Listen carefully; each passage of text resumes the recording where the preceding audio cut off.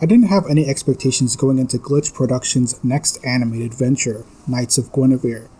There's a lot to love here, from the foreboding atmosphere, to the chilling score, to the inspired character design. What I didn't expect to impress me so much was the structure of the story and the way it stoked intrigue. This pilot's greatest strength is its ability to desire more from its world building. There's a lot to learn from this first episode, and I'd like to explore how Knights of Guinevere was able to perfect the art of the setup. I think most of the intrigue from the pilot comes from the questions that emerge from the setting. For one thing, what's the relationship between the park and the outside world? Is the park the source of this mysterious sickness, and in turn the tarnished reputation of its lab workers? There's also the nature of the Gwen androids that's worth considering. Was the android that flung itself from the balcony the same Andrea and Frankie rescue later in the story?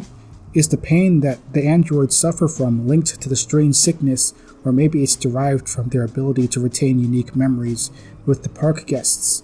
Is there even actually multiple Guinevere androids? Maybe they're all mass-produced husks that share a hive mind.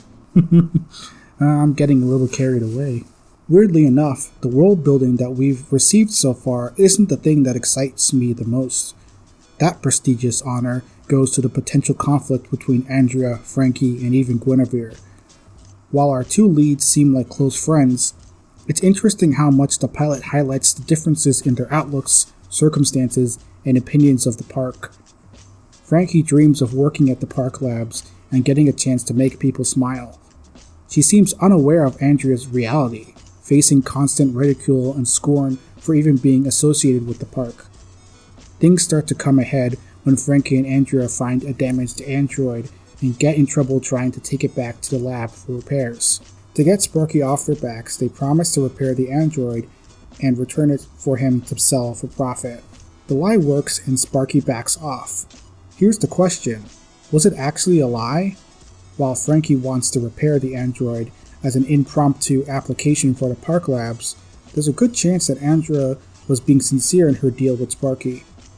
Considering she was just fired from the park, I'd imagine she'd appreciate the easy cash. Of course, we're forgetting the walking, talking, behemoth-slaying elephant in the room.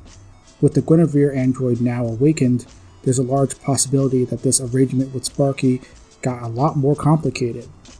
Did the android awaken as soon as the trio entered into the labs, or has she been awake and listening this entire time? Here's the fun thing about all of these lore and conflict seeds planted by the pilot.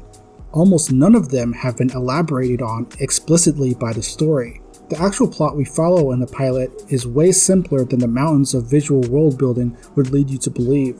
By not elaborating on these particular elements, it gives viewers an avenue to engage and ruminate on the story. The friction of not having all the answers, and the fun of discovering them, is the key ingredient to the most engaging stories. I think that the pilot displays an admirable confidence in its concepts by letting them speak for themselves. This hands-off approach to sowing intrigue allows the viewer to forge their own relationships with the story. When big revelations cause massive shifts to the story, we'll all be on board, riding the excitement of every wave. Normally people say something along the lines of, "It's not how you start, it's how you finish." Knights of Guinevere makes a good case for that saying to be reversed.